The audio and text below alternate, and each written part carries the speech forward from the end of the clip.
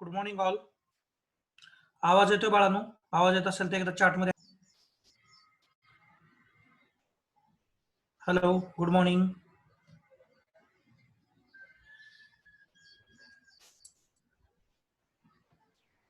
Good morning sir. Okay okay okay. मला chat दिसत नाही का सर? थांबा एक मिनिट.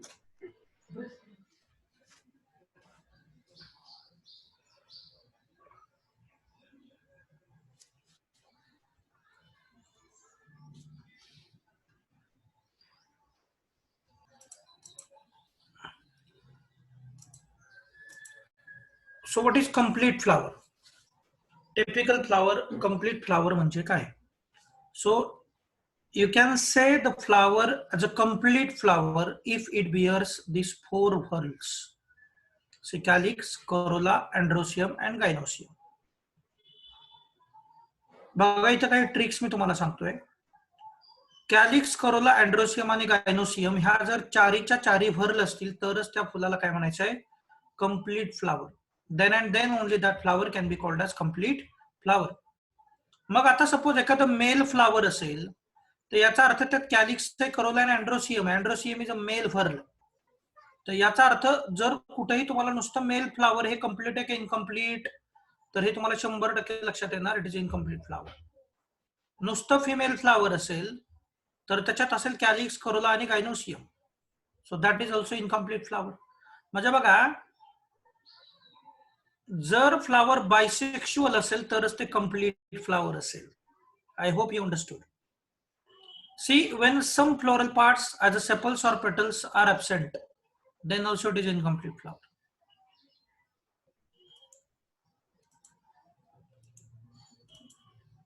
So काय काय असणार आहे बघा याच्यामध्ये? सेपल्स. सुरुवातीला एक गोष्ट क्लिअर करा, तुम्हाला नीटला एक क्वेश्चन येतो, which one of the following is not a technical term used for whorl. तर व्हर्ल्स विचारल्या तर त्याचा फक्त 4 नावं घ्यायची: calyx, corolla, androecium and gynoecium. Androecium and gynoecium. So what is sepal then? Sepals are members of calyx. What are petals? Petals are members of whorl, corolla. What is stamen? हा एक स्टॅमेन आहे ना, तो एका अँड्रोसियम पाकळीमध्ये आहे. असे खूप सारे स्टॅमेन एका अँड्रोसियम मध्ये असू शकतात. दिस पिस्टिल और कार्पल हे कुठल्या व्हर्ल मध्ये आहे? गायनोसियम. तर गायनोसियम मध्ये अशा खूप साऱ्या पिस्टिल, खूप सारे कार्पेल असू शकतात. ओव्हरी, स्टाईल आणि स्टिग्मा ही 3 स्ट्रक्चर्स कशामध्ये असतात बाळांनो? पिस्टिल मध्ये किंवा कार्पेल मध्ये असतात. स्टॅमेन मध्ये काय आपल्याकडे? अँथर आणि फिलामेंट. आपण एक एक पार्ट अगदी डिटेल मध्ये इथे पुढच्या स्लाइड्स मध्ये बघणार आहोत. So we will start with the calyx. तुम्ही पाठीमागच्या डायग्राम मध्ये कॅलिक्सचं लोकेशन बघून घ्या. See, this is green coloured calyx. जरा इमॅजिन करा, ते जे फूल आता इथं तुम्हाला उमललेलं दिसतंय हे जरा बंद करा, कळीच्या फॉर्म मध्ये घेऊन जावा, तेव्हा कडेची हिरवी पानं पूर्ण बड कव्हर करतील. So that calyx is nothing but outermost covering. It protects all the whorls inside, that is corolla, androecium, gynoecium. यातले आहेत. आउटरमोस्ट कोण आहे? कॅलिक्स. मग जेव्हा बड फॉर्म मध्ये असेल, फूल जेव्हा बंद असेल, ओपन व्हायच्या अगोदर, उमलायच्या अगोदरची कंडिशन जर इमॅजिन आपण केली तर तुमच्या लक्षात येईल की बाहेरच्या बाजूने काय आहे? त्याला कॅलिक्स आहे. So calyx protects all inner whorls. Calyx is green in colour, hence it can do help in photosynthesis also. So प्रोटेक्शनचं काम करणं, फोटोसिंथेसिसचं काम करणं ही कॅलिक्सची काम आहेत. कॅलिक्स आणि करोला डायरेक्ट पॉलिनेशन, फर्टिलायझेशन मध्ये रोल प्ले करत नाहीत, त्यामुळे त्यांना ऍक्सेसरी व्हर्ल्स असं म्हणतात, कॅलिक्स आणि करोलाला. But androecium and gynoecium take direct part in that process of fertilization, means actually pollination. Yes, hence they are called as pollination आणि fertilization दोन्ही मध्ये ते भाग घेतात, म्हणून आपण त्यांना काय म्हणतो? Essential whorls. So can we say that calyx protects all essential whorls? Yes. Corolla also protects all essential whorls. We will understand calyx in detail. When sepal, calyx बद्दल तुम्हाला माहिती मिळाली इथं. See, calyx are outermost whorl of the flower. Generally calyx मध्ये काय असतात? Sepals which are green leaf like and protect the flower in the bird stage. बघा, bird stage open झाल्यावर तर सगळं अनकवर्ड आहे. मग बर्ड स्टेज मध्ये असताना कॅलिक्स प्रोटेक्ट करू शकतो. कोणाला प्रोटेक्ट करू शकतो बाळांनो? ऑल इनर व्हल्सला. ऑल इनर व्हल्सला. जनरली बघा, कॅलिक्स हे एकतर फ्री असू शकतात किंवा फ्यूज असू शकतात. इथून पुढे लक्षात ठेवा, कुठल्याही फ्यूज्ड गोष्टीसाठी गॅमो शब्द वापरायचा. आता सेपल्स फ्यूज आहेत, सो गॅमोसपालस, आणि सेपल्स फ्री असतील तर पॉलिसपालस. ओके. आता सेपल्स फ्यूज आहेत, याचं एक्झाम्पल आहे याचं एक्झाम्पल आहे चायना रोज. ओके. तर लक्षात ठेवायचं आपल्याला, gamosepalous condition is seen in China rose. म्हणजे चायना रोज मधल्या फुलामध्ये कॅलिक्सचे जे मेंबर्स आहेत सेपल्स, ते कसे असणार आहेत? ते कसे असणार आहेत? आता इमॅजिनच करायचं तर, सपोज ही अख्खी पाकळी आहे आपली कॅलिक्स, आणि याच्यात हे मेंबर्स आहेत. सपोज आपण असं म्हणूया इमॅजिनरी की हे सगळे काय आहेत बाळांनो? सेपल्स आहेत. सर हे फ्री सेपल्स आहेत बाळांनो. बघा, sepals are free here. Yes, sepals are free. आता पुन्हा ही पाकळी काढतो मी इथे, आणि आता याच्यात मी तुम्हाला हे दाखवतोय. काय दाखवतोय? सेपल्स. आता हे सेपल्स बघा, एकमेकाला काय केले मी? फ्यूज केले. म्हणजे तुम्हाला हे इमॅजिन करण्यासाठी आहे फक्त की if sepals are fuse the condition is called as gamosepalous, and if sepals are free the condition is called as polysepalous. हे कॅलिक्स, हे जे कॅलिक्स असतात, हे कधी कधी फ्लावर बर्ड ओपन झाल्या झाल्या निघून जातात, पडून जातात. Wien sepal fall of as a flower bird open, flower bird open झाली रे झाली, त्याचं प्रोटेक्शनचं काम झालं की लगेच ते हिरवे कॅलिक्स कडेचे निघून जातात. Such calyx is called as caducous calyx. Such calyx is called as caducous calyx. Argemone किंवा पॉपी हे त्याचं एक्झाम्पल आहे. Calyx survive till withering of petals. बघा, जोपर्यंत करोला आतले पेटल्स, कॅलिक्सच्या करोला आहे, त्या पेटल्सचं विदरिंग होत नाही तोपर्यंत जर कॅलिक्स शिल्लक राहत असतील तर त्याला आपण म्हणतो डेसिडस कॅलिक्स. एक्झाम्पल लोटस आणि मस्टर्ड.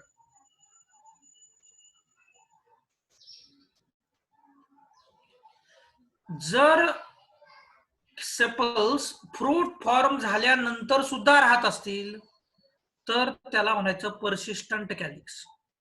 एक्झाम्पल आहे ब्रिंजल. आता ह्या तीन गोष्टी आपण लक्षात कशा ठेवायच्या? बघा, लगेच निघून जातात ते कॅड्युकस. मध्यम प्रमाणात आपण असं इमॅजिन करतोय की बघा, करोला आहे तोपर्यंत राहतात ते डेसिडस, आणि अगदी फळ तयार झालं तरी शेवटपर्यंत राहतात ते पर्सिस्टंट. बघा, पर्सिस्टंटचा अर्थच तो आहे, पर्सिस्ट करत राहणं.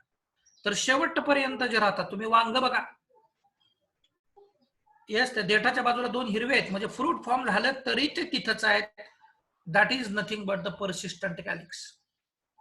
आणि बघा, ते लगेच निघून जातात, ते पायकाडू असतात. पायकाडू म्हणजे लगेच जाणार, दॅट इज कॅड्युकस काडू, पायकाडू, कॅड्युकस पॉलिक्स, कॅड्युकस कॅलिक्स. सो आर्जिमोन, आर्जिमोन मध्ये अर्जंट जाणारे, असं लक्षात ठेवा. आर्जिमोन अर्जंट जाणारे. पायकाडू कॅड्युकस. डेसिडियस हे लक्षात ठेवावं लागेल. दोन लक्षात राहिली की तिसरं लक्षात राहतं. ओके. सो इथे तुम्हाला पॉलिसपालस आणि गॅमोसपालस कंडिशन दाखवली आहे. पहा, हे बघा, हिरवे हिरवे हे जे तुम्हाला दिसत आहेत हे कॅलिक्स आहेत, आणि हे एकमेकापासून बघा फ्री आहेत. Free sepals inserted on the receptacle. हा खालचा रिसेप्टॅकल आहे, याच्यावरती हे कॅलिक्स तुम्हाला फ्री दिसत आहेत. दिस is पॉलिसपालस condition.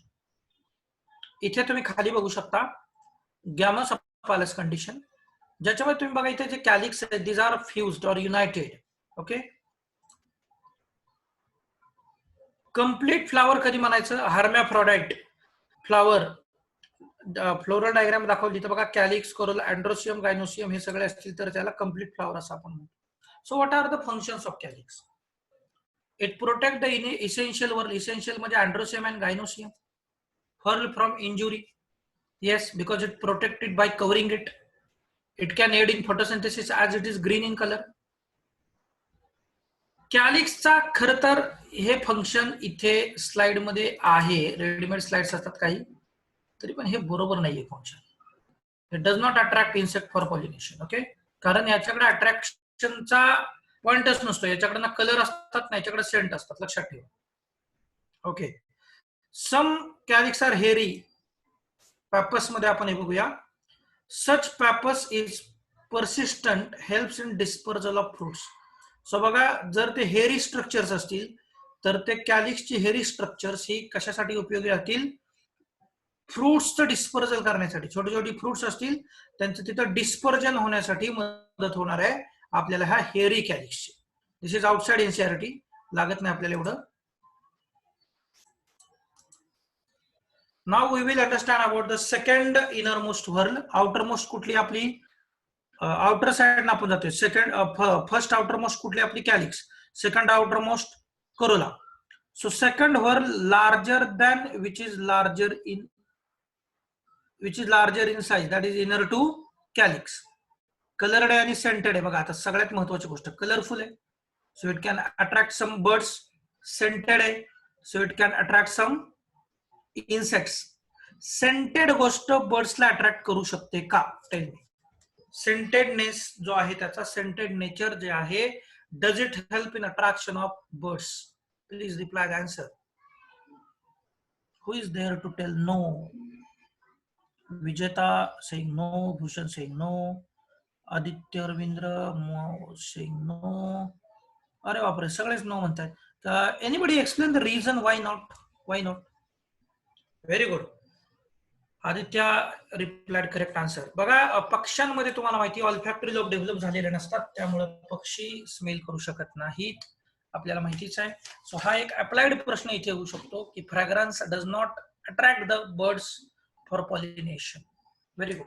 But coloured portion of the Corolla can attract the birds for pollination. तर लक्षात ठेवा, करोला म्हणजे ज्याच्या मेंबर्स पेटल आहेत ते कलरफुल असतात आणि सेंटेड असतात, फ्री फ्रॉम वन अनादर. जर जसं बघा, सेपल्स एकमेकापासून फ्री असतील तर पॉलीसेपॅलस, तसेच जर पेटल्स फ्री असतील तर पॉलीपेटॅलस. एक्झाम्पल रोज. बघा, ह्या पाकळ्या सगळ्या वेगळ्या वेगळ्या आपल्याला बघायला मिळतील. करोला हा कलरफुल असतो, म्हणजे ज्याच्यासाठी फुले अट्रॅक्टिव्ह असतात तो पार्ट कुठला असतो फुलाचा? तर तो पार्ट करोला असतो, लक्षात ठेवा. जर ते युनायटेड असतील लाईक इन दतुरा तर त्याचं एक्झाम्पल असेल गॅमोपेटॅलसचं एक्झाम्पल असेल दतुरा. बघा, if they are united that are called as a Gammapetalous. If they are free they are called as a polypetalous. Polypetalous चे एक्झाम्पल आहे रोज आणि गॅमापेटॅलस चे एक्झाम्पल आहे दतुरा, लक्षात ठेवा. So what are the functions that attract insects for pollination? Yes, and they also attract birds for pollination as they are colorful. Gammapetalous lower portion store nectar for attraction. Yes, त्याच्यामध्ये nectar सुद्धा आहे. गॅमापेटॅलसच्या पुढे नाही लिहिलं पाहिजे हे. गॅमापेटॅलसचा अर्थ तुम्हाला माहिती आहे. गॅमापेटॅलसचा अर्थ काय बाळांनो? गॅमापेटॅलसचा अर्थ काय? गॅमापेटॅलस मीन्स वेन पेटल्स आर फ्युज्ड. लक्षात ठेवा, वेन पेटल्स आर फ्युज्ड. ओके, ही गोष्ट तुम्हाला कळाली. आता बघा, lower portion store nectar for attraction. Okay fine. Nectar म्हणजे काय बाळांनो? हनी, मध, जे ज्याच्यामुळे याच्याकडे बरेच इन्सेक्ट्स अट्रॅक्ट होतात. In a bird condition. आता बर्ड कंडिशन जर असेल तर सगळ्यात बाहेर कोण आहे बाळांनो? सगळ्यात बाहेर आपण हिरव्या रंगामध्ये काढूया. चला बोला, सगळ्यात बाहेर कोण आहे? हा कॅलिक्स. लाल रंगामध्ये आपण काढूया.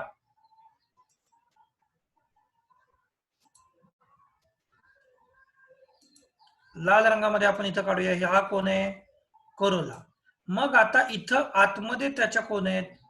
अँड्रोसियम आणि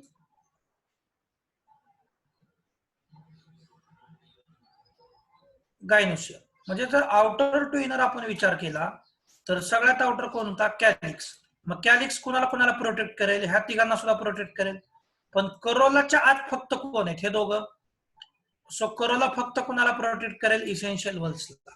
तर जर तुम्हाला बाळांनो प्रश्न आला की which one of the following protects only essential whorls, तर आन्सर कॅलिक्स नाही येणार. तर आन्सर काय येईल?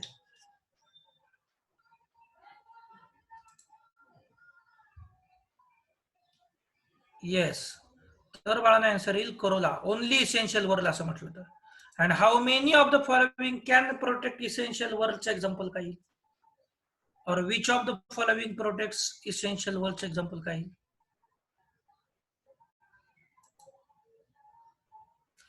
सगळे येणार ना बाळांनो. Calyx and Corolla, very good, very good. Calyx and Corolla, very good.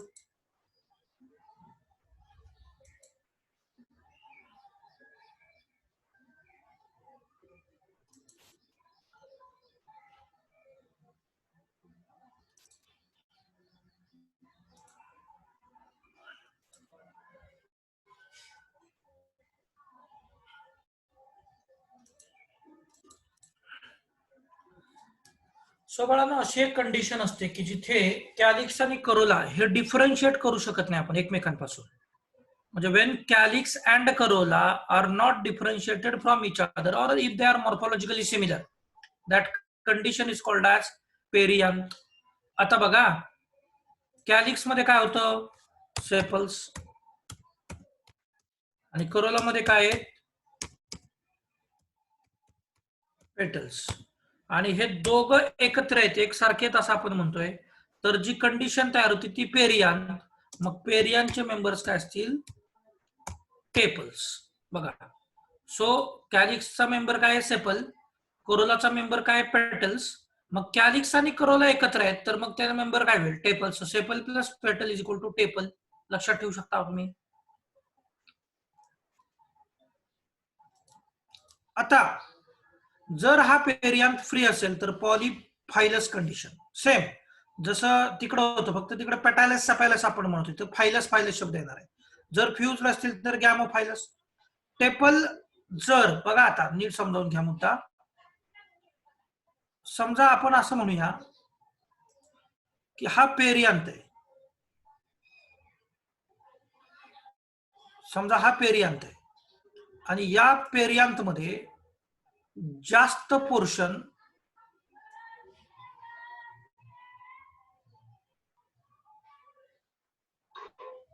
या पेरियांत मध्ये समजा जास्त पोर्शन ग्रीन कलरचा आहे. पेरियांत याचा अर्थ काय रे बाळांनो? पेरियांत याचा अर्थच आहे की याच्यात दोन्ही सुद्धा असणार आहे, कॅलिक्स पण असणार आहे आणि करोला पण असणार आहे, म्हणजे सेपल पण असणार आहे आणि पेटल्स पण असणार आहे. परंतु याच्यात जर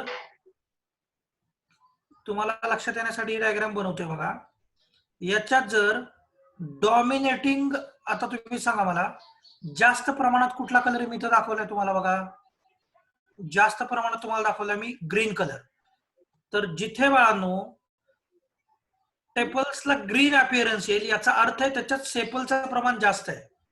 सच पेरियांत इज कॉल्ड ॲज सेपॅलॉइड पेरियांत. आता जर हे उलट असेल, म्हणजे जर रेड कलरचा पोर्शन जास्त असेल, रेड फक्त एक्झाम्पल म्हणून दाखवतोय, म्हणजे कलरफुल पोर्शन जास्त असेल, जर टेपल कलर्ड असतील जास्त, तर तुम्ही काय म्हणाल? आता हा डॉमिनेशन कोणाचा आहे? बोला, हा डॉमिनेशन कोणाचा आहे? पेटल्स आहे ना. So such perianth where petals are more expressive, किंवा जिथं कलर्ड पोर्शन जास्त आहे त्याला काय म्हणायचं? पेटॅलॉइड पेरियांत. सो सेपॅलॉइड पेरियांत मध्ये काय आहे? आहेत दोन्ही कॅलिक्स आणि corolla, but it is green in colour, so it is a sepaloid perianth. Petaloid perianth काय कलरफुल आहे, म्हणजे त्याच्यात पेटलचं प्रमाण जास्त एक्सप्रेस होते, आपण असं इमॅजिन करूया. कळाले का बाळांनो तुम्हाला? हे समजतंय? Yes or no?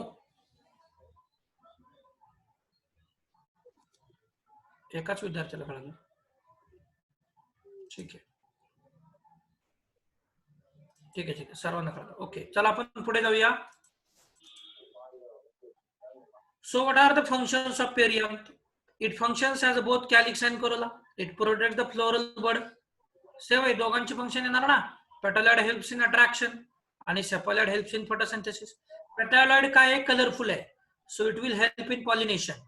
आणि सेपॅलॉइड मध्ये काय आहे? कॅलिक्सचं प्रमाण जास्त असणार आहे किंवा ग्रीन कलर असणार आहे, त्यामुळे फोटोसिंथेसिस मध्ये तो रोल प्ले करेल. म्हणजे दोघांची फंक्शन कोण करू शकते? Perianth, because it is formed from both of them. Now the inner third whorl from outer side. आपण आतून सॉरी, बाहेरून आत जाताना 3 नंबरची आणि आतून बाहेर येताना 2 नंबरची. तुम्हाला प्रश्न कसाही विचारू देत. बाहेरून आत येताना 3 नंबरची बघा, calyx, corolla, androecium. So androecium is what?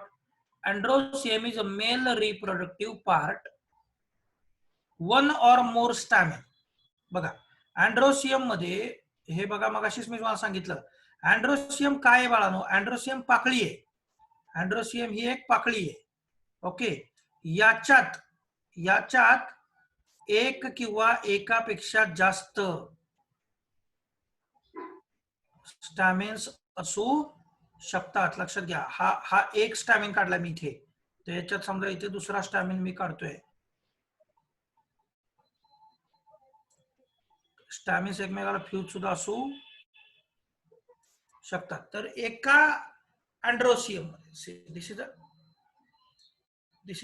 अँड्रोसियम, आणि हा जर पोर्शन बघितला तर this is a stamina. Okay, तर एका अँड्रोसियम मध्ये खूप सारे स्टॅमिन असू शकतात किंवा एकच स्टॅमिन असू शकतो. जर हे एकमेकापासून फ्री असतील तर that is called as a polyandrous. एकमेकापासून फ्री असतील तर पॉलीअँड्रस. आणि जर बाळांनो हा अँड्रोसियम, नीट समजावून घ्या, जर हा अँड्रोसियम इथे बघा सगळ्यात खाली कोण आहे? कॅलिक्स, आणि नंतर इथं कोण आहे? हा करोला. जर या करोलावरती हा अँड्रोसियम अटॅच असेल, काय वाक्य सांगितलं मी? If androecium is attached or fused with corolla, such condition, हे united with what? If it is united, इथं दिलेलं नाही बघा, if it is united with petals किंवा corolla, then the condition is called as epipetalous. बघा, पेटलच्या वरती fuse आहे म्हणून याला म्हणायचं epipetalous. These are the petals. Okay, हे पेटल्स आहेत ना बाळांनो, तर ह्या पेटल्सच्या वरती अँड्रोसियम फ्यूज आहे की याला म्हणायचं इपिपेटालस. याच्यात 3 पार्ट आहेत आपल्याला माहिती आहे बघा. हा जो पोर्शन आहे,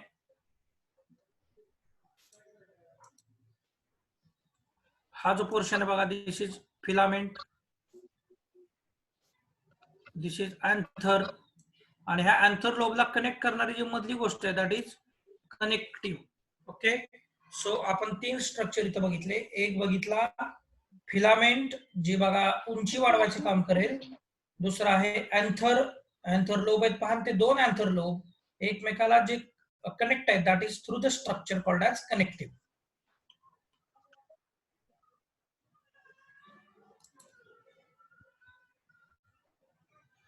तुम्ही इथे सुद्धा बघू शकता, सी अँथर, कनेक्टिव्ह, अँड खाली इथं फिलामेंट दाखवलेली आहे.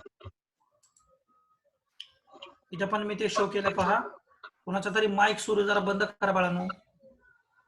अँथर बघा, हे वरचा पोर्शन आहे अँथरचा आणि हा खालचा पोर्शन आहे फिलामेंटचा. ओके, आणि ह्या अँथरच्या आतमध्ये इथं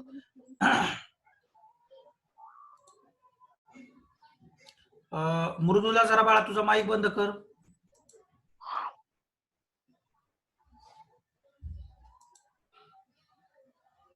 तर it is the male sexual organ, 1, 2 or more whorls of stamens, sometimes numerals. Actually अँड्रोसियम मध्ये खूप सारे स्टॅमिन असू शकतात, हे मी सांगितलं ते लक्षात ठेवा. The stamens are situated within or above the corolla. करोलाच्या विदिन म्हणण्यापेक्षा तिथं त्या बंच मध्ये असतील किंवा ते वरती असतात, लक्षात ठेवा. इथे बघा, हा जर आपण अँथर ओपन केला तर त्याच्या आत काय असतात? इथे पोलन ग्रेन्स असतात, लक्षात ठेवा. सो आपण जर स्ट्रक्चर इथं ड्रॉ केलं तर काय असणार आहे? ही फिलामेंट,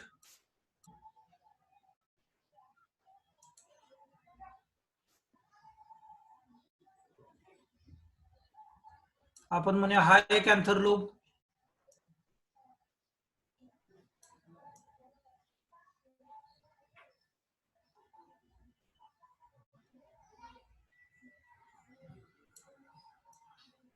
आणि समजा हा एक anther lobe.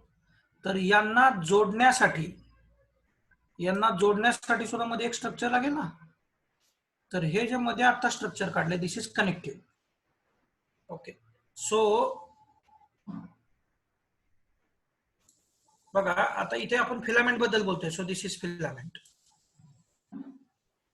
Stock of the stamen that bears anther at a tip. बघा, हा अँथरला टीपवर ठेवण्याचं काम केलंय for better dispersal of pollen grains.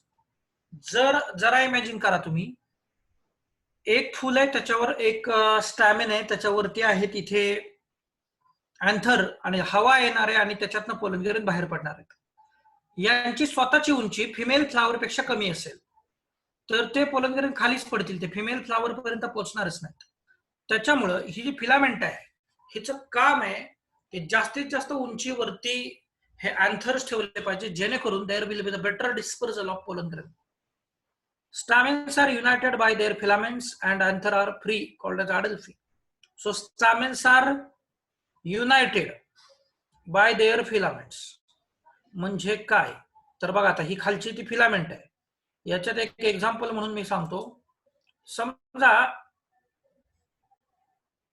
अजून एक फिलामेंट मी इथं काढली, बघा आहे बरं का, इथं एक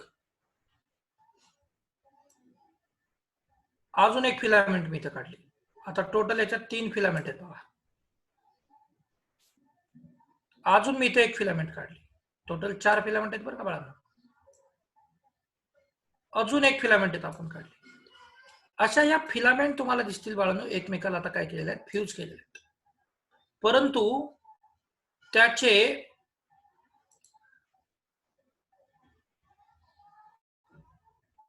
लोब जे आहेत ते फ्यूज नाहीत असं माझं म्हणणं आहे.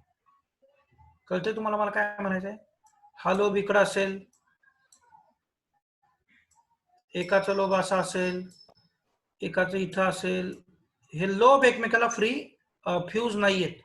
So what is free and what is fused? What is free and what is फ्युज्ड?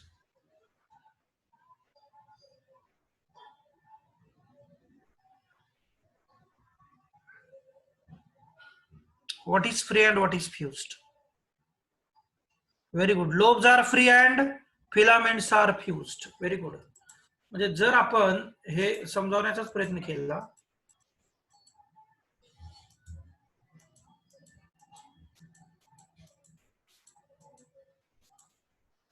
तर आता तुम्हाला माहिती खाली जवळपास 3-4 फिलामेंट आहेत, आणि मी इथं तुम्हाला हातानं हे काढून दाखवतो. हे बघा, हा ह्याचा समजा इकडे lobe,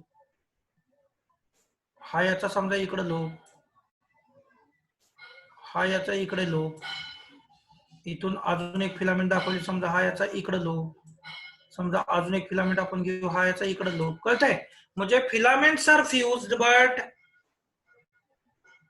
lobes are free. Such a condition is called as adelphi. मग आता इथं तुम्ही बघा, याच्यात टोटल स्टॅमिन किती याचं काही घेणं देणं नाही, पण टोटल स्टॅमिनल ट्यूब किती बनली? एकच बनली नाही. तर या कंडिशनला म्हणतात मोनो ॲडेल्फस कंडिशन. जर समजा याच्यात 1, 2, 3, 4, 5 आपण असं म्हणूया की स्टॅमिन्स आहेत, आणि आता मी हा एकच स्टॅमिन पण सेपरेट काढलाय बघा, फ्यूज नाहीये, तरी बघा याच्यामध्ये किती ट्यूब तयार झाले? आता ही एक आणि ही दुसरी. So this is diadelphous condition. जर इथं अशाच अजून कंडिशन ट्यूब वाढत गेल्या तर this is called as polyadelphous condition. मोनो ॲडेल्फसचं एक्झाम्पल आहे हिबिस्कस, डायॲडेल्फसचं एक्झाम्पल आहे पी, अँड पॉलीॲडेल्फसचं कंडिशन एक्झाम्पल आहे लेमन. मग आता एक तुम्हाला एक्झाम्पल मी इथं देतो बाळांनो, तुम्ही जरा ते मला सांगा काय एक्झाम्पल आहे. So suppose here I am drawing one staminal tube which contain, मी तुम्हाला इथं ट्यूब दाखवली आहे मुद्दाम, एकच ट्यूब आहे बघा, ह्याच्यात मी हे सगळे फ्यूज्ड आहेत असं म्हणणार आहे.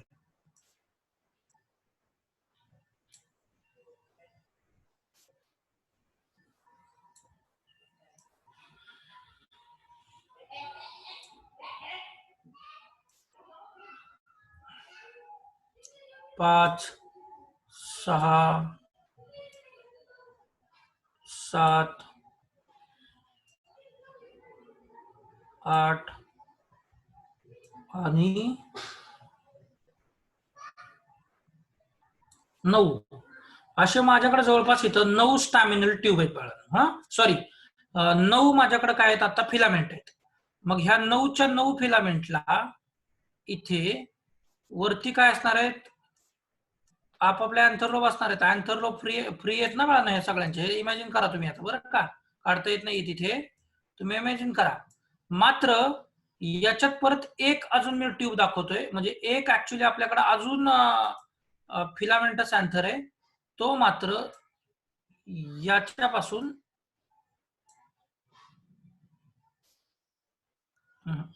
हाताने काढूया आपण. हा, तर ही एक ट्यूब याच्यापासून मी सेपरेट करतोय. ओके, आणि इथं एक अँथर आहे. सो इथं किती बाळांना याच्यात 9 आणि इथं 1 आहे. So what do you think this condition is? Monadelphous, diadelphous, पॉलीअडल्फस?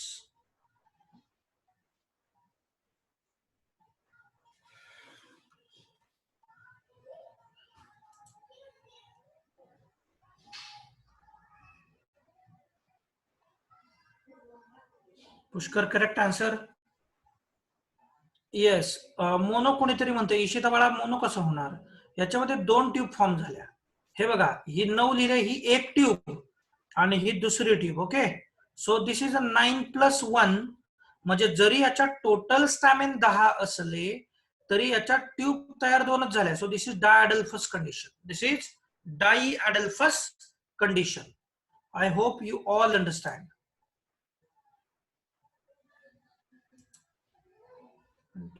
काय डाऊट्स आहेत का बाळांनो?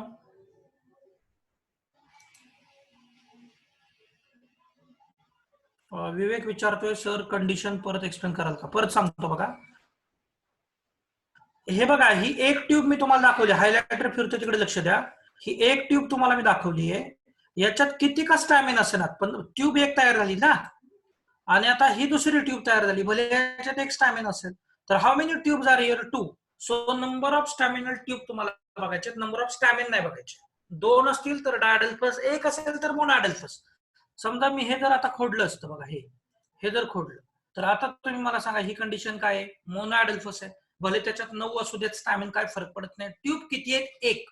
How many tubes it form, that is very important. Okay, चला, तुम्हाला समजलं असेल.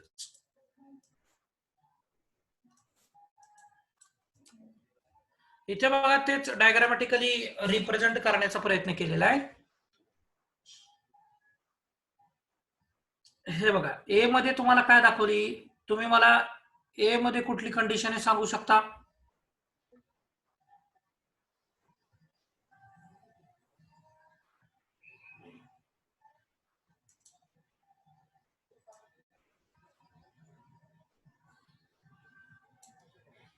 चला, ए मध्ये मोनोअडल्फस कंडिशन आहे, अगदी बरोबर आहे. तुम्ही बघा, तुम्हाला दिसेल ए मध्ये एकच ट्यूब आहे अखंड. सो ए मध्ये कुठली कंडिशन आहे आपल्याकडे बाळांनो? मोनोअडल्फस. बी मध्ये कुठली कंडिशन आहे सांगा बाळांनो? Yes Preeti, correct answer. B मध्ये बघा, तुम्हाला 2 ट्यूब दिसतील बघा, 1 2. बघा, बी मध्ये डायअडल्फस आहे, सी मध्ये खूप साऱ्या ट्यूब दिसतील. So this is polyadelphous. आता डी मध्ये ना एक असं स्ट्रक्चर दाखवलंय, त्याला सिनजेनिसियस असं म्हटलंय. हे आपल्या एनसीईआरटीच्या पुस्तकात नाहीये, पण आपण आहे डायग्राम मध्ये, तर समजावून घेऊया. सिनजेनी म्हणजे एक्झॅक्ट उलट. बघा, अडल्फी मध्ये काय होतं? फिलामेंट्स फ्री होत्या? नाही. फिलामेंट्स कशा होत्या? फ्यूज. पण लोब कसे होते? बघा, मी तुम्हाला इथे ऍडेल्फी आठवत असेल तुम्हाला. ऍडेल्फीत काय होतं? 2 सेव दाखवतो. हा, अशा फिलामेंट काय होत्या? फ्यूज. परंतु त्याचे अँथर लोब कसे होते? Separate. So this is the condition for adelphy. आता इथं वेगळं म्हणतोय आपण. इथं काय म्हणतोय बघा, हे बघा, हा एक, समजा आपण असं म्हणूया की अँथर आहे, आणि आपण असं म्हणूया की हा दुसरा अँथर लोब आहे. सो अँथर लोब एकमेकाला अटॅच आहेत बघा, परंतु त्याच्या ज्या फिलामेंट आहेत त्या फ्री आहेत.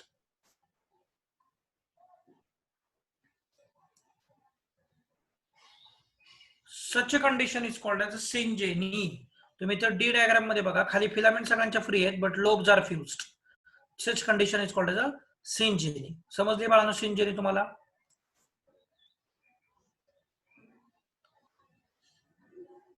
नाही नाही, पॉलिॲडेल्फस नाही रे बाळा आदित्य, पॉलिॲडेल्फस नाही. आता मी सांगितलेली कंडिशन लक्षात घ्या. What is that condition? Saurav म्हणतोय रिपीट करा. एक साधी गोष्ट आहे बाळा, ॲडेल्फी मध्ये काय फ्यूज होतं आणि काय फ्री होतं? फिलामेंट्स फ्री आणि अँथर फ्यूज. ओके. बट सिंजेनी मध्ये काय होतं? सिंजेनी मध्ये ह्याच्या उलट, अँथर लोब्स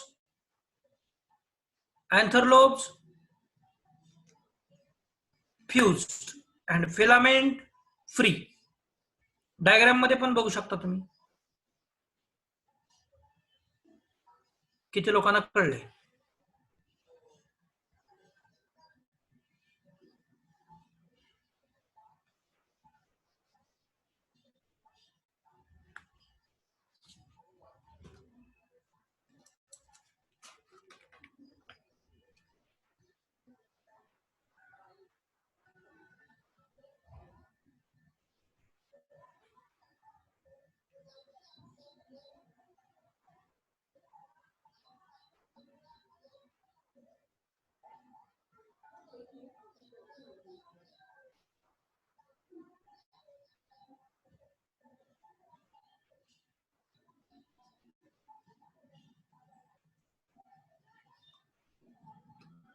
कळालंय का बाळांनो?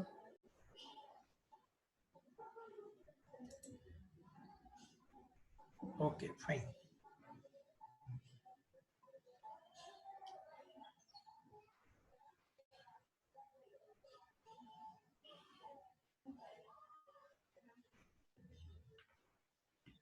ठीक आहे, पुढच्या स्लाइड वरती जाऊया आपण. मला सगळे चार्ट आता वाचता येत नाहीयेत, मी नंतर हे चार्ट सेव्ह करून बघेन आणि हवं तर पुढच्या लेक्चरला आपण एक्सप्लेन करूया काय राहिलं असतं. ओके. तुम्हाला जर याचे एक्झाम्पल्स पाहिजे असतील तर आपलं जे बोर्ड बुक आहे त्याच्यात सुद्धा याचे एक्झाम्पल बरेचसे आहेत. मी पुढे पुढे मॅक्सिमम एक्झाम्पल असे घेण्याचा प्रयत्न केला जे एनसीईआरटीत नाहीत, म्हणजे तुम्हाला एक्स्ट्रा एक्झाम्पल मिळतील. ओके. सो गायनोसियम ही चौथी वरले बघा, फिमेल रिप्रोडक्टिव्ह पार्ट आहे. आता आपण बघितला अँड्रोसियम जो मेल रिप्रोडक्टिव्ह पार्ट होता, आपण आता बघतोय गायनोसियम जो फिमेल रिप्रोडक्टिव्ह पार्ट आहे. त्यालाच आपण पिस्टिल किंवा कार्पेल सुद्धा म्हणतो बाळांनो. काय म्हणतो? पिस्टिल किंवा कार्पेल. कार्पेल सुद्धा. आता बघा, जसं की आपण बघितलं की नाही, हे कायम लक्षात ठेवा, व्हर्ल म्हणजे गायनोसियम. आता समजा ही एक व्हर्ल आहे, हे एक गायनोसियम. मग याच्यात आपण हे जे स्ट्रक्चर बघतोय, this is ovary, this is a style and this is stigma. So this is one carpel or this is one pistil. आता इथे अजून सुद्धा अशा पिस्टिल एकाच व्हर्ल मध्ये असू शकतात. कळतंय बाळांनो? तर मग ही झाली आता बायकार्पेलरी कंडिशन, दोन आहेत. जर अजून एखादी ओरी आणि अजून एखादी स्टाईल स्टिग्मा म्हणजेच एखादी अजून कार्पेल असेल तर this condition is called as a tricarpellary. जर ह्या एकमेकाला फ्यूज असतील तर सिनकार्पस, सिन म्हणजे फ्यूज्ड, इथे सिनकार्पस. फ्री असतील तर अपोकार्पस. शिकणार आहोत आपण, लक्ष द्या. So gynoecium is a female reproductive part which is also called as carpel or pistil. Innermost fourth whorl made up of one or more carpels. एका कार्पेलचे असेल तर मोनोकार्पेलरी, खूप सारे कार्पेल असतील तर पॉलिकार्पेलरी, दोन असतील बायकार्पेलरी, तीन असतील ट्रायकार्पेलरी, चार असतील टेट्राकार्पेलरी. फिमेल रिप्रोडक्टिव्ह लीफ आहे कॉल्ड एज अ मेगास्पोरोफिल. ते जे पान असेल ज्याच्यावर हे स्ट्रक्चर येईल त्याला म्हणतात मेगास्पोरोफिल. तुम्ही बघा, फिल असा शब्द आला की तो पानासाठी वापरला, हे लक्षात ठेवायचं. Megaspore related to female, so it is a megasporophyll. म्हणजे काय? फिमेल स्ट्रक्चर ज्याच्यावर तयार होतील असं पान मेगास्पोरोफिल. बघा, पोलन ग्रेनला मायक्रोस्पोर असं म्हणतात. मग जिथं मेल गॅमेट्स किंवा गॅमेट्स म्हणण्यापेक्षा गॅमेट तर नंतर डिव्हिजन तयार होतील, पण मेल स्ट्रक्चर जिथं तयार होतील त्याला तुम्ही काय म्हणणार? Microsporophyll. So megasporophyll produces megaspores. Microsporophyll that is male produces microspores. Microspores म्हणजेच पोलन ग्रेन्स. ओके. बघा, monocarpellary gynoecium, gynoecium with a single carpel, म्हणजे एक ओरी, एक स्टाईल, एक स्टिग्मा, हे एकच स्ट्रक्चर. असे खूप सारे स्ट्रक्चर असतील, 2 असतील तर बायकार्पेलरी, 3 असतील तर ट्रायकार्पेलरी, 4 असतील तर टेट्राकार्पेलरी, 5 पर्यंत पेंटाकार्पेलरी, 5 नंतर पॉलीकार्पेलरी. More than 5 पॉलीकार्पेलरी condition. आता मी जसं आधी सांगितलं होतं, ते एकतर फ्यूज असू शकतात किंवा फ्री असू शकतात. पहिली कंडिशन बघा, अपोकार्पस. Here the gynoecium consists of 2 or more carpels and all the carpels are free. That is apocarpus condition. तुम्ही इथं बघू शकता, हे बघा इकडे एक वेगळीच, इकडे एक वेगळी, इकडे एक वेगळी, these are all free. हे बघा इथं पण दाखवले, these are all free. Free म्हणजेच apocarpus. Syncarpus, here the gynoecium consists of 2 or more carpels and have all the carpels are fused. बघा इथे हे तुम्हाला खाली सगळे ओरे फ्यूज दिसत आहेत आणि इकडनं हे एकाच स्ट्रक्चर वरती हे तिघ एकत्र झाले जे होईल ते इथं झाले पहा. याचाच अर्थ all the structures are fused, hence it is called as a syncarpous condition. आता गायनोसियम मध्ये काय काय असतं आपण बघितलं. काय कार्पेल मध्ये काय असणार आहे बोला? 3 पार्ट, ओव्हरी, स्टाईल आणि स्टिग्मा. बघा ovary, style and stigma. Ovary एक असे बघा, याच्यामध्ये ओव्ह्यूल असणार आहेत. हे ग्लोब्युलर स्ट्रक्चर आहे बघा इथे. स्टाईल अशी इलॉंगेटेड लॉंग आहे, ज्याच्या थ्रू पोलन ट्यूब ट्रॅव्हल करते. हे आपण सेक्शुअल रिप्रोडक्शन फ्लॉवरिंग प्लांट मध्ये डिटेल मध्ये बघणार आहोत. आणि इथं काय, ज्याच्यावर पोलन ग्रेन रिसीव्ह होतात, that is the part called as a stigma. आता बघा ही जी ओव्हरी आहे ही बेसल बघा, ओव्हरी खालचा पोर्शन फक्त बघतोय आपण. ओव्हरी, स्टाईल, स्टिग्मा मधला ओव्हरी. ओव्हरी मध्ये सोलन आहे, fertile part of the carpel. Fertile part कोणाला म्हणायचं? अशा स्ट्रक्चर ज्यांच्यामध्ये रिप्रोडक्टिव्ह ऍबिलिटीज असतात त्यांना आपण फर्टाईल पार्ट असं म्हणतो. जसं की आता बघा खाली ओव्हरी, ओव्हरीच्या आत काय ओव्ह्यूल आहे, त्याच्यात फर्टिलायझेशन होणार आहे. पण तुम्ही आता स्टाईलला फर्टाईल म्हणाल का नाही? स्टाईल मध्ये कुठं काय? स्टिग्माला फर्टाईल म्हणाल का नाही? तसंच तुम्ही अँथरकडे गेलात, म्हणजे स्टॅमेन कडे गेलात, तर फिलामेंट कशी स्टार आहे, कनेक्टिव्ह कशी स्टार आहे. पण अँथर लोब मध्ये पोलन ग्रेनचं स्ट्रक्चर आहे जे फर्टिलायझेशन मध्ये भाग घेईल. So that is called the fertile part. So anther lobes are fertile, connective sterile आहे, फिलामेंट स्टार आहे. ओव्हरीमध्ये आपण बघणार आहोत कंपार्टमेंट्स. जर त्या ओव्हरीमध्ये एकच चेंबर असेल, आता चेंबर कशा असतात त्या साड्याची पुढची स्लाइड समजून घेऊ. बघा आता ही समजा एक ओव्हरी आहे बघा, ओव्हरी वॉल सांगितली, तर या अख्ख्या ह्याच्यामध्ये एकच तुम्हाला कंपार्टमेंट दिसतं, हे कडेच लोक्यूल म्हणायचं. याला काय म्हणायचं? चेंबरला लोक्यूल. पण इथं तुम्ही बघा, तुम्हाला इथे एक आणि इथे एक असे 2 चेंबर दिसतात. 1 2, इथं 3 चेंबर दिसतात, इथं 4 चेंबर दिसतात आणि इथं 5 चेंबर दिसतात. खाली बघा इथं जरा पुसट शब्दात लिहिले बघा, हे डायग्राम शोज युनिलोक्युलार. एकच चेंबर असेल तर युनिलोक्युलार, 2 चेंबर असतील तर बायलोक्युलार, 3 चेंबर असतील तर ट्रायलोक्युलार, 4 चेंबर असतील तर टेट्रालोक्युलार आणि 5 चेंबर असतील तर पेंटालोक्युलार. तेच इथं सगळं समजवलंय, फक्त याच्यामध्ये एक्झाम्पल टाकलेले आहेत बघा. युनिलोक्युलार एक्झाम्पल पी, बायलोक्युलार एक्झाम्पल ब्रिंजल. बघा बायचा बी आणि ब्रिंजलचा बी तुम्ही इथे लक्षात ठेवू शकता. ट्राय मध्ये 3 चेंबर आहे, ट्रायचा टीआरआय आणि कॅस्टर टीआर हे मॅच होऊन जाईल. टेट्रालोक्युलार, आता बघा टेट्रालोक्युलारचा एक्झाम्पल ट्रायलोक्युलार बरोबर कन्फ्युज होऊ शकतं, त्यामुळे वाचन या चॅप्टर साठी फार लागतं.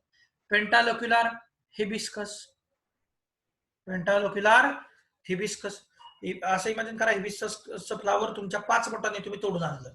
Okay, pentalocular hibiscus. काय काय ठिकाणी तुम्हाला ट्रिक्स मिळतील, काय काय ठिकाणी तुम्हाला लक्षात ठेवावं लागेल. सो ओव्हरी काय असते बाळांनो आपल्याला माहिती, त्याच्यामध्ये ओव्ह्यूल असतात. Ovary are produced on soft fertile tissue called the placenta. म्हणजे जर ovary are produced on a soft fertile tissue called as a placenta. एकच मिनिट.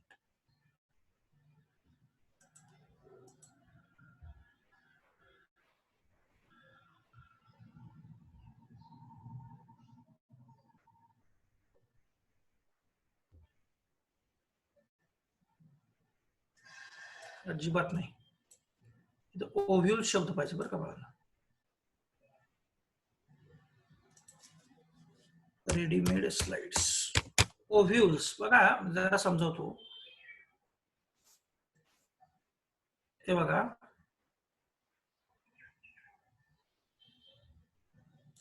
आता ही आपली खालची ओव्हरी आहे बाळांनो. या ओव्हरीवरती इथं असं काय येतं, ओव्ह्यूल बॉर्न होतं बघा. आणि हे जे स्ट्रक्चर आहे जिथं ते सॉफ्ट टिश्यू त्याला म्हणायचं placenta. So ovules are born on a ovary wall. The structure is called as a placenta. बघा जसं की थोडस समजवण्यासाठी सांगतो. ही समजा एक ओव्हरी आहे बाळांनो. ओके, नंतर ही पुढे त्याची काय आहे, ही स्टाईल आहे. स्टाईल फ्यूज नसते, चुकून फ्यूज झाले ते.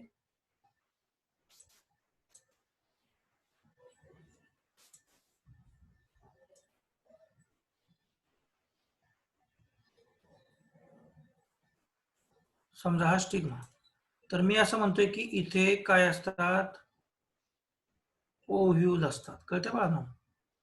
प्लॅसेंटा एकच ओव्ह्यूल असतं असं काही नाही ना. खालच्या डायग्राम मध्ये मी एकच ओव्ह्यूल दाखवले, पण असे खूप सारे ओव्ह्यूल असू शकतात. तर बाळांनो जेव्हा फर्टिलायझेशन होतं ना, तेव्हा काय होतं, तर फर्टिलायझेशन जेव्हा होतं तेव्हा ही जी ओव्हरी आहे बघा, ओव्हरी, त्याचं कन्व्हर्जन एका फ्रूट मध्ये होतं. आता जर मी एक इरेजरचा वापर करून तुम्हाला ही गोष्ट समजवण्याचा प्रयत्न करेन. इरेजरवर होणार नाही.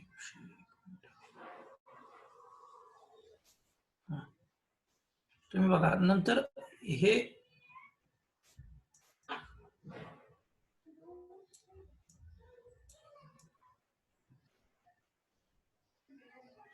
हे गायब झालं.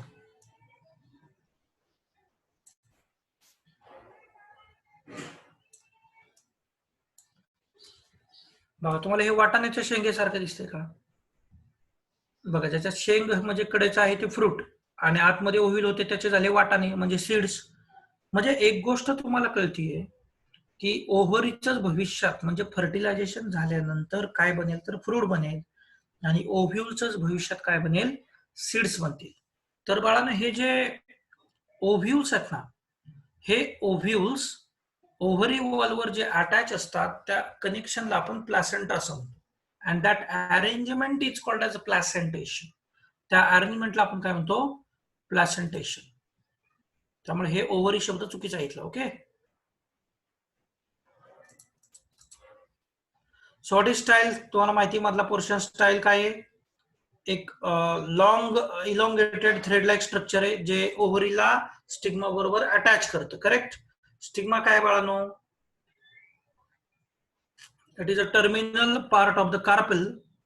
एंड पार्ट आहे स्टिग्मा सगळ्यात वरती, which receives pollen grains during pollination. It allows or it also provides place for pollen germination. आता पोलन जर्मिनेशन होतं म्हणजे काय होतं, खरं तर हे पुढच्या टॉपिक मध्ये आपण डिटेल बघणार आहे, पण थोडीशी कल्पना मी तुम्हाला इथे देऊन ठेवतो. पोलन जर्मिनेशन होतं म्हणजे काय होतं, तर बघा ही आपली काय स्टिग्मा आणि स्टाईल आहे. तर जर स्पेसिफिक पोलन ग्रेन इथं आला तर या पोलन ग्रेनच्या आतमध्ये ही इंटाईन असते.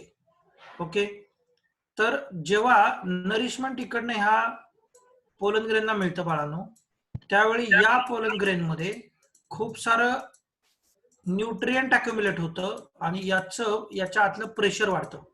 प्रेशर वाढल्यामुळे जी साईज वाढल्यामुळे ही जी पोलन ट्यूब आहे ही इथून बस्ट आउट होऊन अशी खाली ट्रॅव्हल करते. कशाच्या बाजूला, इकडे ओव्ह्यूलच्या बाजूला. आणि आपल्याला माहिती आहे की इकडे ओव्ह्यूल मध्ये ऍक्च्युली फिमेल गॅमेट असणार आहेत आणि ही जी ट्यूब येते याच्यात मेल गॅमेट असणार आहेत. मग हे खाली येऊन नंतर काय होणार आहे, इथं फ्युजन होणार आहे. तर हे जे सुरुवातीला बस्ट आउट होऊन पोलन ग्रेन जी एंट्री घेते ना, that is called as a pollen germination. म्हणजे हा पोलन जर असा होता, आपला पोलन असा होता, तर या पोलन मध्ये इतकं प्रेशर वाढलं की ही पोलन ट्यूब अशी इथून अशी बाहेर आली. कळतंय? So this condition here is called as pollen germination. So आपला जो स्टिग्मा आहे तो पोलन जर्मिनेशन साठी सुद्धा मदत करतो. Stigma is generally rough and sticky in nature. बघा रफ कशासाठी, गुळगुळीत सरफेस असेल तर त्याच्यावर येऊन जर पोलन ग्रेन पडला तरी तो गरम गळून पुढे जाईल. त्यामुळे तो रफ पण असला पाहिजे आणि चिकटवून ठेवणारा पण असला पाहिजे.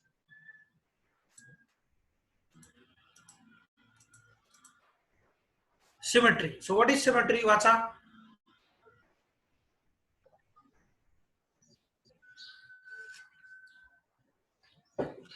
वाचण्याच्या अगोदर वाटल्यास ही स्लाइड बघा. तुम्हाला डायग्राम ए मध्ये दिसेल, इथे बघा की फुलाचं स्ट्रक्चर असं आहे की असा जरी भाग केला तरी इकडचे निकडचे दोन इक्वल पार्ट तयार होऊ शकतात. इकडनं जरी याला छेद केला म्हणजे इक्वल हॅव्स तयार होतील. कुठल्याही प्लेन ऑफ डिरेक्शन मध्ये जर फुलाच्या दोन इक्वल हॅव्स होत असतील तर that is called as actinomorphic flower किंवा रेग्युलर फ्लॉवर. आपल्याकडे एनसीईआरटी मध्ये फक्त एकच शब्द आहे ऍक्टिनोमॉर्फिक फ्लॉवर. ओके बघा, the segments in each whorl are all alike, सगळे एकसारखेच आहेत. The flower can be divided by number of radial longitudinal cuts into equal हॅव्स.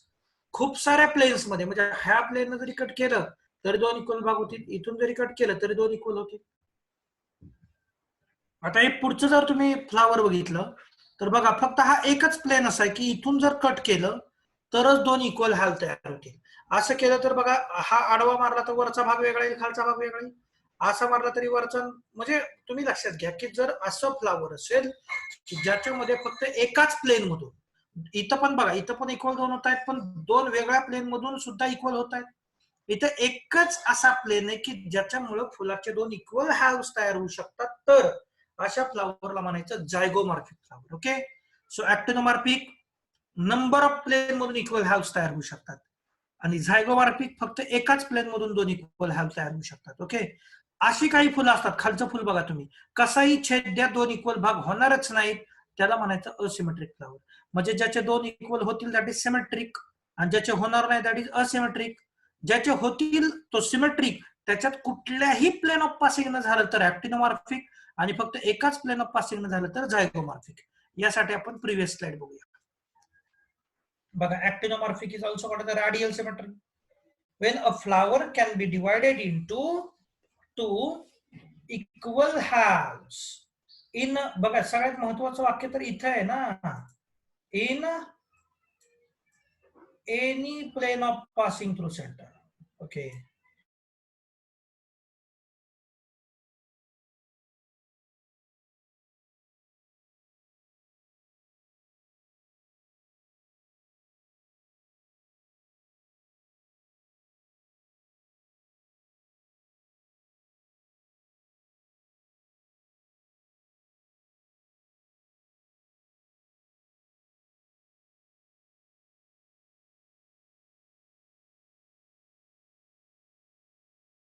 म्हणजे बघा या केसमध्ये दोन इक्वल भाग होऊ शकतात, या केसमध्ये दोन इक्वल भाग होऊ शकतात, या केसमध्ये दोन इक्वल भाग होऊ शकतात.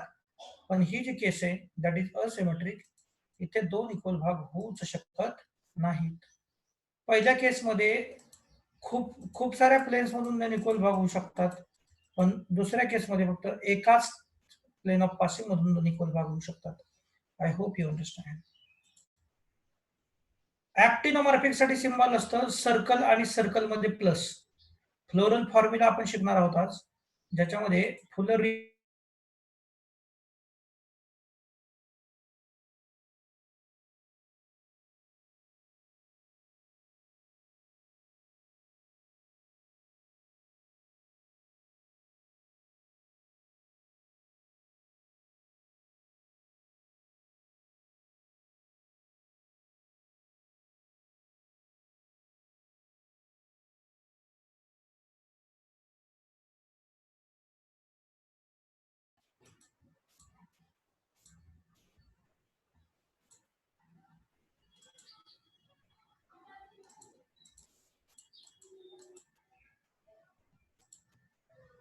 आपण मागचं पण नंतर बघू, आधी डायग्राम बघूया. तुम्हाला इथे इन्सर्शन ऑफ फ्लोरल लिव्स म्हणजे based on position of ovary, ओव्हरीच्या पोझिशनवरती फुलाचे तीन प्रकार पडतात.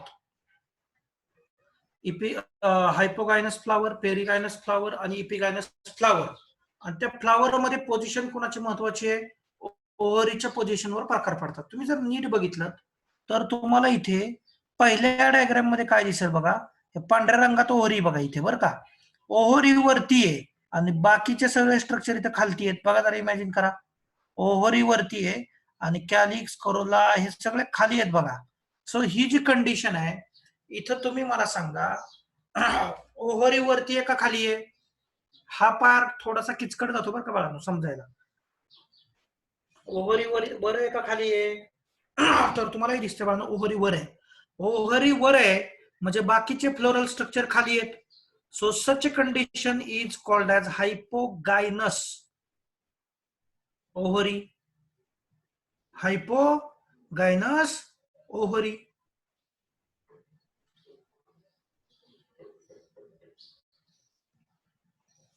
तुम्ही जर दुसरी दोन एक्झाम्पल बघितली तर तुमच्या लक्षात येईल ओव्हरीच्या साईजलाच इक्वलच आहेत, याला म्हणतात पेरिगायनस.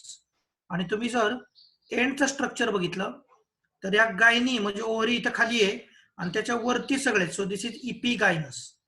इपिगायनस.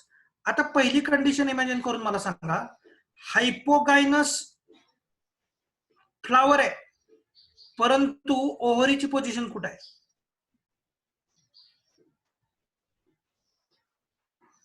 बोला. आपण हे हायपोगायनस इपिगायनस हे ओव्हरी बद्दल बोलत नाही, बहुतेक चुकून स्लिप ऑफ टंग झालं असेल तर परत क्लिअर करा. आपण हायपोगायनस इपिगायनस पेरिगायनस म्हणतो ते फुलांना म्हणतोय. तर गायनीच्या खाली म्हणजे फ्लावर हायपोगायनस पण ओव्हरी कशी आहे? येस, टॉप पॉइंट म्हणजे सुपेरियर. तर लक्षात ठेवा, हायपोगायनस फ्लावर मध्ये ओव्हरी कशी असते? सुपेरियर. आणि इपिगायनस फ्लावर मध्ये बघा, आता हे इपिगायनस आहे, ओव्हरी खाली आहे. That is what then? Ovary is inferior. मागच्या पानावर वाचा बघा. Insertion of floral leaves, hypogynous. The gynoecium occupies the highest position, while the other parts are situated below it. The ovary in such a flower is said to be superior. जरा मी हे मागचे diagram जरा मला नीट वाटत नाहीये, तुम्ही हे समजून घ्या. बघा आपण काय करूया,